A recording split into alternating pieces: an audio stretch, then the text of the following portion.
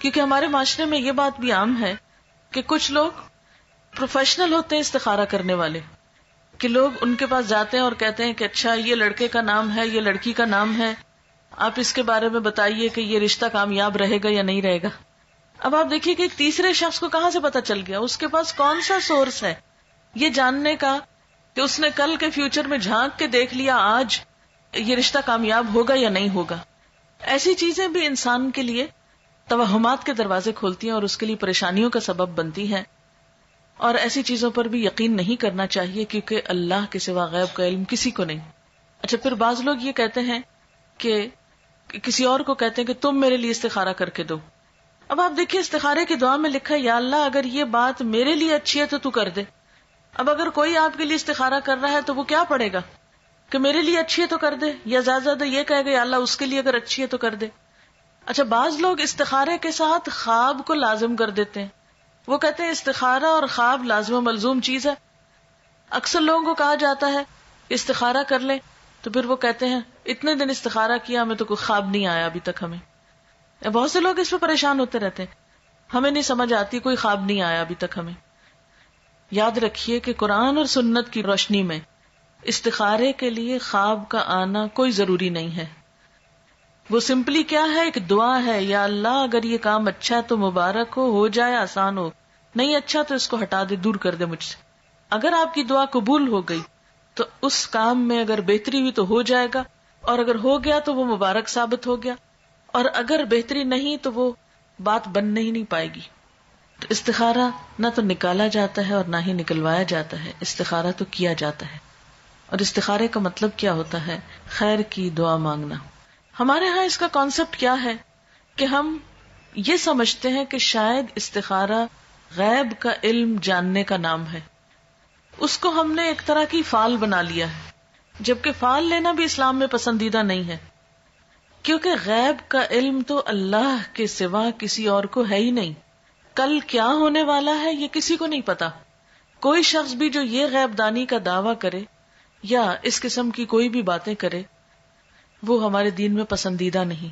اسی لیے ہمیں کسی نجومی کے پاس جانے سے منع کیا ہے، ہاتھ دکھانے سے منع کیا ہے، چھپی باتیں معلوم کرانے سے اور ذائچے بنوانے سے منع کیا گیا ہے، کیونکہ یہ ساری چیزیں انسان کے لیے نقصان دہ ہوتی. انسان توہمات کا شکار ہو جاتا ہے، انسان کوئی ڈیسیژن نہیں لے پاتا. اسی لیے ہمارے دین میں ایسی کوئی چیز نہیں کہ کالی بلی آگے نظر آ گئی راستے میں تو یہ منحوس ہے، یا کوا بول پڑا تو کوئی آ جائے گا، یا جوتی الٹ گئی تو کچھ ہو جائے گا. یہ چھوٹی چھوٹی چیزیں جو ہمارے معاشرے میں ہر کلچر میں کچھ نہ کچھ ایسی باتیں عام ہوتی ہیں کہ صبح سویرے اگر فلاں شخص سے ملاقات ہو گئی تو یہ میرے لیے اچھا نہیں. ہمارے دین میں کیا ہے کہ ہر خیر اور شر کا مالک اللہ ہے. کوئی کسی کو نقصان نہیں دے سکتا جب تک اللہ نہ چاہے، کوئی کسی کو فائدہ نہیں پہنچا سکتا جب تک کہ اللہ نہ چاہے. اس لیے ایک مومن جو ہوتا ہے وہ لوکانیات پہ، یعنی کاش یہ ہوتا، کاش وہ ہوتا، وہ اس پر اعتماد نہیں کرتا، اور نہ اس کی زندگی میں کاش ہوتا ہے. اور بہت زیادہ کاش کہنے سے بھی منع کیا گیا ہے کیونکہ یہ شیطان کا دروازہ کھول دیتا ہے. یعنی شیطان کو انسان کے دل میں وسوسے ڈالنے کا موقع مل جاتا ہے، انسان کے دلوں میں حسرتیں پیدا کرتا ہے. اب بعض اوقات ایسا ہوتا ہے نا کہ کوئی عزیز رشتہ دار گھر سے نکلتا ہے، اچانک کوئی ایکسیڈنٹ ہو جاتا ہے تو عموماً لوگ کہتے ہیں کاش آج وہ جاتا ہی نہ، کاش وہ آج ایسا نہ کرتا تو ایسا نہ ہوتا. تو بات یہ ہے کہ کاش کی وجہ سے کوئی چیز ٹلتی نہیں. تقدیر کے اوپر ایمان ضروری ہے، اور تقدیر پر ایمان لانے والا مطمئن ہو جاتا ہے، پرسکون ہو جاتا ہے، خوش رہتا ہے.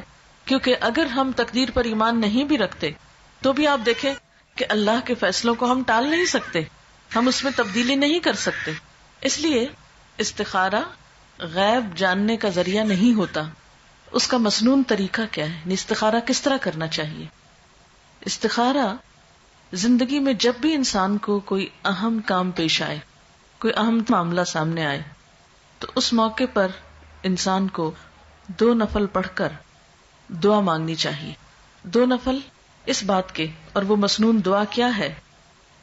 وہ مسنون دعا ہے اللہم انی استخیرک بعلمک واستقدرک بقدرتک واسألک من فضلک العظیم فانک تقدر ولا اقدر وتعلم ولا اعلم وأنت علام الغیوب اللہم ان کنت تعلم ان هذا الامر خیر لی فی دینی ومعیشتی وعاقبت امری فاقدرہ لی ویسرہ لی ثم بارک لی فیہ وَإِن كُنْتَ تَعْلَمُ أَنَّ هَذَا الْأَمْرَ شَرٌّ لِّي فِي دِينِي وَمَعِيشَتِي وَعَاقِبَةِ أَمْرِي فَاصْرِفْهُ عَنِّي وَاصْرِفْنِي عَنْهُ وَاقْدُرْ لِيَ الْخَيْرَ حَيْثُ كَانَ ثُمَّ أَرْضِنِي بِهِ۔ یہ ہے مسنون دعا۔ اس کے بارے میں حدیث پاک میں آتا ہے، حضرت جابر رضی اللہ تعالی عنہ کا بیان ہے کہ نبی صلی اللہ علیہ وسلم جس طرح ہمیں قرآن پڑھایا کرتے تھے اسی طرح ہر کام میں استخارہ کرنے کی بھی تعلیم دیتے تھے۔ فرماتے، جب تم میں سے کوئی کسی اہم معاملے میں فکر مند ہو تو 2 رکعت نفل پڑھے اور پھر یہ دعا پڑھے۔ یعنی آپ صلی اللہ علیہ وسلم جیسے قرآن پاک کی کوئی سورت سکھاتے تھے ایسے ہی یہ دعا سکھاتے تھے اپنے صحابہ کو، اور ساتھ ہی کیا تعلیم دیتے کہ جب بھی کوئی اہم کام ہو، اہم معاملہ ہو تو کیا کرو؟ نفل پڑھ کر یہ دعا پڑھو۔ اہم کاموں میں خود مثلا جس کی شادی ہے، شادی ایک اہم فیصلہ ہے نا زندگی کا، جس کی شادی ہے وہ خود بھی پڑھے یہ نفل اور ماں باپ بھی پڑھے، ماں یا باپ دونوں میں سے کوئی ایک پڑھ لے۔ اس کا ترجمہ کیا ہے اور یہ کیوں پڑھا جائے؟ نبی صلی اللہ علیہ وسلم نے فرمایا، استخارہ کرنے والا کبھی نامراد نہیں ہوتا، استخارہ کرنے والا کبھی نامراد نہیں ہوتا، مشورہ کرنے والا کبھی نادم نہیں ہوتا، اور کفایت شعاری سے کام لینے والا کبھی کسی کا محتاج نہیں ہوتا۔ یعنی جو شخص مشورہ کرتا ہے اس کو پھر شرمندگی نہیں ہوتی، اور جو شخص بچت سے کام لیتا ہے پھر وہ کسی کا محتاج نہیں ہوتا، کیونکہ وہ اپنی ضرورت کے وقت کے لیے پہلے سے ہی تیاری کر کے رکھتا ہے۔ اور اللہ تعالیٰ سے استخارہ کرنا یعنی ایک طرح سے مشورہ کرنا بھی ہے اور خیر کی دعا مانگنا بھی ہے۔ یہ انسان کے لیے ایک سعادت کی بات ہے کہ وہ کسی اہم معاملے میں اپنے رب سے مشورہ کر رہا ہے اور پھر اس کے فیصلے پر راضی ہے۔ اور آپ جانتے ہیں کہ تقدیر پر راضی ہونا جو ہے، تقدیر پر راضی ہونا یہ ایمان کا حصہ ہے۔ جب ہم استخارہ کرتے ہیں اور اس کی دعا پڑھتے ہیں تو اس کا مطلب کیا ہے؟ دعا کا ترجمے سے ہی آپ کو پتہ چل جائے گا۔ ترجمہ ہے، خدایا میں تجھ سے تیرے علم کے واسطے سے خیر کا طلبگار ہوں، تیری قدرت کے ذریعے تجھ سے تیرے عظیم فضل کا سوال کرتا ہوں، اس لیے کہ تو قدرت والا ہے اور مجھے ذرا قدرت نہیں، تو علم والا ہے مجھے علم نہیں، تو غیب کی ساری باتوں کو خوب جانتا ہے۔ خدایا اگر تیرے علم میں یہ کام میرے لیے بہتر ہے میری دین اور دنیا کے لحاظ سے اور انجام کے لحاظ سے تو میرے لیے اسے مقدر کر دے۔ یعنی جب کسی بھی کام کے لیے ہم استخارہ کریں تو اس کو ذہن میں رکھنا چاہیے کہ اگر یہ چیز میرے دنیا اور آخرت کے لحاظ سے اچھا ہے تو اس کو میرے لیے مقدر کر دے، یعنی میری قسمت میں کر دے، میرے لیے اس کو آسان کر دے، میرے لیے اس کو مبارک بنا دے۔ اور اگر تیرے علم میں یہ کام میرے لیے برا ہے میرے دین اور دنیا کے لحاظ سے اور انجام کے لحاظ سے تو اس کام کو مجھ سے دور رکھ اور مجھے اس سے بچا کے رکھ، اور میرے لیے خیر اور بھلائی مقدر کر دے جہاں کہیں بھی ہو، پھر مجھے اس پہ راضی بھی کر دے۔ کتنی خوبصورت دعا ہے یہ، ہے دراصل استخارہ کہ اللہ اگر تو یہ چیز میرے حق میں اچھی ہے تو اس کو آسان کر کے مبارک کر دے، اور اگر اچھی نہیں تو اسے ہٹا دے مجھ سے اور مجھے اس سے ہٹا دے۔ اب آپ سوچئے کہ اس استخارے کی دعا کا نتیجہ کیا ہونا چاہیے؟ یہی نا کہ یا تو کام ہو جائے یا پھر نہ ہو۔ اگر ہو جائے تو پہلے سے ہی ہم نے دعا مانگ لی کہ یا اللہ اب یہ ہمارے لیے بہت اچھا ثابت ہو، اور اگر نہیں ہوتا تو بھی ہمیں اس پہ راضی ہو جانا چاہیے، تسلی ہونی چاہیے کہ اللہ کو منظور نہیں اور اس میں ضرور ہمارے لیے کوئی بہتری ہے کہ اس کام کے ہونے کا سبب نہیں بنا۔ اور اس طرح انسان جو بھی فیصلہ کرتا ہے اس پر نادم نہیں ہوتا، پشیمان نہیں ہوتا، بعد میں پچھتاتا نہیں۔ اگر کام کرنے کے بعد انسان سمجھتا ہے کہ بہت اچھا رہا، سب ٹھیک ہو گیا اور اچھا رہا، تو بھی کیا سمجھتا کہ یہ میرے رب نے مجھے عطا کیا ہے، اس کو کوئی تکبر نہیں آتا اس پر۔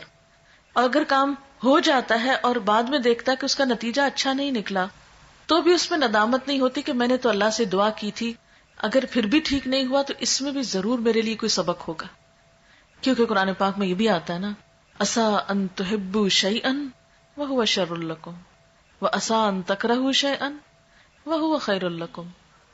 ہو سکتا ہے کہ ایک چیز تمہیں بہت پسند ہو اور وہی تمہارے لیے اچھی نہ ہو، اور یہ بھی ہو سکتا ہے کہ ایک چیز تمہیں بالکل اچھی نہ لگتی ہو، تمہارے دل کو نہ بھاتی ہو، اور اس میں تمہارے لیے بہت بڑی بھلائی ہو.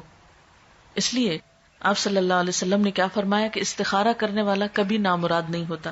اچھا، اب آپ دیکھیے کہ جیسا کہ آپ صلی اللہ علیہ وسلم نے فرمایا ہے کہ خدا سے استخارہ کرنا اولاد آدم کے لیے سعادت کا باعث ہے. تقدیر پہ راضی ہو جانا بھی اولاد آدم کے لیے سعادت یعنی خوش قسمتی کی بات ہے، اور انسان کی بدبختی یہ ہے کہ وہ اللہ سے استخارہ نہ کرے اور خدا کی قضا پر یعنی تقدیر پر ناخوش ہو. یہ بدبختی کی بات ہے. اچھا، یہ ہے استخارے کی روح اور یہ ہے اس کی جسٹ.